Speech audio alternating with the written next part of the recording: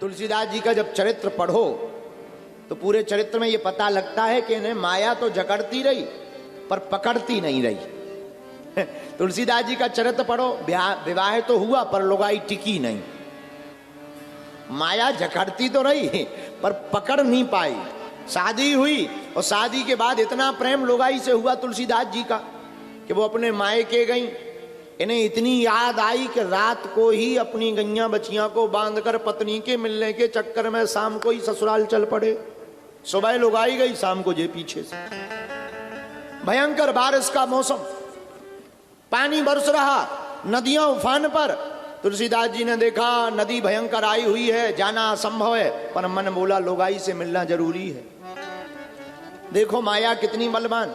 फिर क्या, आई हुई नदी में ही गोता मार दिया, जो होगा देखा जाएगा। जय सिया राम। कूद गए नदी में, डूबने लगे। भगवान की माया। एक बहता हुआ मुर्दा जा रहा था, लकड़ी समझ करके तुलसीदास जी बैठे हैं मुर्दे पे। लो बताओ, लकड़ी है, मुर्दे पर बैठे। भयंकर पीप, फूला हुआ मुर्दा पानी में, शरीर पानी में डाला जाए तो फूल जाता है। भयंकर पीप, दुर्गंध, लेकिन पत्नी की इतनी याद के दुर्गंध भी सुगंध लग रही। देखिए कितनी खतरनाक है ये माया। अब विचार कर लो, जिनकी लुगाई है कितनी खतरनाक होती है, जरा विचार करो। वो दुर्गंध भी सुगंध नजर आ रही। तो मुर्दे पर बैठे तुलसी, मुर्दे के ऊपर बैठकर तुलसीदास जी पार गए। अब पार गए ससुराल, दीनबंधु पाठक के घर पर रत्नावली नाम की कन्या से इनका विवाह हुआ था। ससुराल के मकान में पहुंचे, ऊंची अटारी, मकान बंद, दरवाजा कौन खुलवाएंगे। ससुर जी पूछेंगे क्यों आए हो। सुबह ही तो बेटी आई, शाम को तुम लेने आ गए, लड़ाई और हो जाएगी, तलाक हो जाएगा। अब पत्नी से मिलना है। पत्नी ने बता रखा था कि हम अपने घर में छत वाले ऊपर वाली अटारी के कमरे में रहते हैं।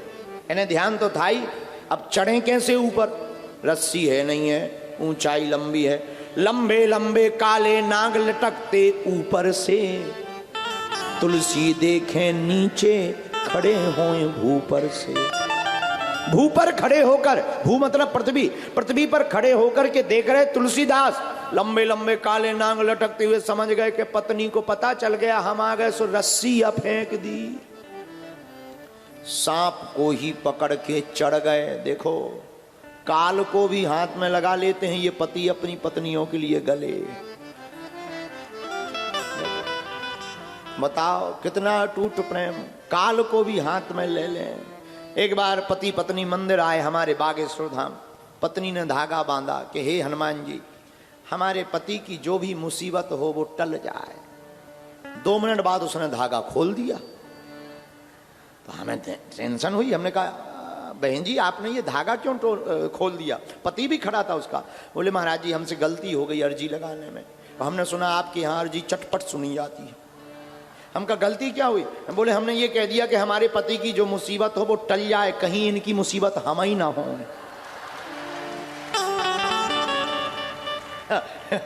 इसलिए हमने जो है धागा खोल दिया है। हम कहा नहीं आप समझदार हो। तुलसीदास जी काले काले नांग पकड़ करके अंदर गए, पत्नी को जगाया। पत्नी बोली महाराज इतनी रात को अंधेरे में क्या कर रहे हैं। पति बोला आपकी बहुत याद आई, याद के बिना हम रह नहीं पाए, आ गए। पत्नी को बड़ा पछतावा हुआ। आए कैसे, पूरी कहानी बताई। जब शरीर का हाल देखा, मुर्दे के खून को लथपथ देखा, मुर्दे के खून लगा, दुर्गंध आ रही। अरे राम राम राम राम, आपको दुर्गंध नहीं आ रही। तो तुलसीदास जी बोले हमें तो तुम्हारी याद की सुगंध आ रही। पत्नी बोली ऊपर कैसे चढ़े। अरे तुमने रस्सी लटका रखी थी। पत्नी बोली हम और रस्सी वो भी तुम्हारे लिए। जब दिया सलाई जलाई, पुराना जमाना, दिया सलाई ली, प्रज्वलित किया, दीपक जलाया और जला के देखा काले काले नाग लटक रहे। बोले जय हो महाराज। तुलसीदास जी बोले देखो कितना प्रेम करते हैं, पर धन्य है पत्नी। पत्नी ने कहा महाराज जितना तुम हमारे इस हाड़ मांस के पुतले से प्रेम करते हो, इससे आधा भी प्रेम अगर रघुनाथ से किया होता तो आज रघुनाथ जी तुमको प्राप्त हो गए होते। पत्नी की ये बात चोट कर गई और हाथ जोड़कर तुलसीदास जी कहते ते मुरी तिरिया जन्म की माता तेने ज्ञान दयो है। धन्य है। अरे तू मेरी त्रिया जन्म की माता, तेने ज्ञान दयो है। तू त्रिया भी है और माता भी। आज माँ से संबोधित किया तो पत्नी चौंक गई। आप हमें माँ क्यों कहते? शर्म नहीं आती? हम आपकी धर्म पत्नी है। तो हाथ जोड़कर तुलसीदास जी कहते वैसे तो तुम हमारी त्रिया हो, स्त्री हो, पत्नी हो, लेकिन भक्ति के जन्म देने का ध्येय और सिद्धांत तुमने ही प्रकट किया है, इसलिए तुम एक दृष्टि से दूसरा भाव ये भी है। तो तै मुरी तिरिया जन्म की माता, तेने ज्ञान दयो है। और तुलसी कहे सुनो मई, तुलसी कहे सुनो श्री रघुवर, तुमसे नेह जुड़ो है। अब राम जी से नेह जुड़ गया। जाने लगे। पत्नी बोली कहाँ जा रहे? अब बोले अब काम हो गया, तुम अपना जीवन देखो, अब हम चल रहे हैं, अब लौट करके फिर कभी प्रभु कृपा करेंगे तो जय जय होगी। हमें आशीर्वाद दो कि हम अब जहां जा रहे अब सही जगह जा रहे। अब हम जहां जा रहे सही जगह जा रहे। पत्नी बोली कहां जा रहे? बोले जहां जाने के बाद व्यक्ति लौट के नहीं आता है। जहां कहां जा रहे? बोले जहां सबको जाना चाहिए हम वहां जा रहे। हम वहां जा रहे जहां बड़ी देर से जा रहे। जाना पहले चाहिए था, प्रभु के दर पर हमें पहले आना चाहिए था। वासना की जगह अब उपासना के पास जा रहे। पत्नी प्रसन्न हो गई। तो हमारे प्रियजनों, धन्य है ऐसे तुलसीदास। तुलसीदास धन्य हैं जिन्हें भगवत भक्ति का ज्ञान प्राप्त हुआ। और फिर क्या, उन्होंने ऐसी रामायण लिख दी कि बड़े बड़े कवि हुए, कवियों में महाकवि, पर पार नहीं पायो हुलसी के तुलसी का। हुलसी इनकी माताजी का नाम था। तुलसीदास जी की माताजी का नाम हुलसी। तो बड़े बड़े कवि हुए, आदि कवि, महाकवि, पार नहीं पायो है हुलसी के तुलसी का। वेद भी बाँचे, पुराण भी बाँचे, पर पार नहीं पाए कोई रामायण की लेखनी का। है? रामायण की लेखनी का कौन पार पाएगा?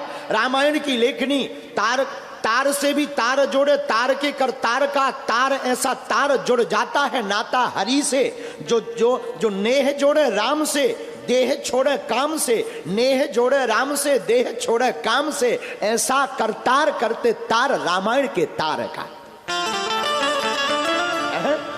ऐसी ऐसी लीला रामचरितमानस की है। तो धन्य है हुलसी के तुलसी। जहां जहां साधन नहीं पहुंचे वहां रामायण की साधना पहुंच गई। ऐसे कली कुल शेखर पावन अवतार हमारे पूज्य गुरुदेव श्री तुलसीदास जी के चरणों में कोटि कोटि प्रणाम करते हुए, और आप सब जितने प्रियजन यहाँ विराजमान हैं, आप लोगों को भी रामचरितमानस की उन्हीं हुलसी के तुलसी की एक कलम की चौपाई जो भगवत तत्व दर्शन की व्याख्या करती है, ऐसी चौपाई से हम प्रणाम करते हैं। सिया राम मैं सब जग जानी, कराओ प्रणाम जोरी जुग पानी। कराओ प्रणाम जोरी जुग पानी। सीताराम सीताराम सीताराम गाइए। सीताराम सीताराम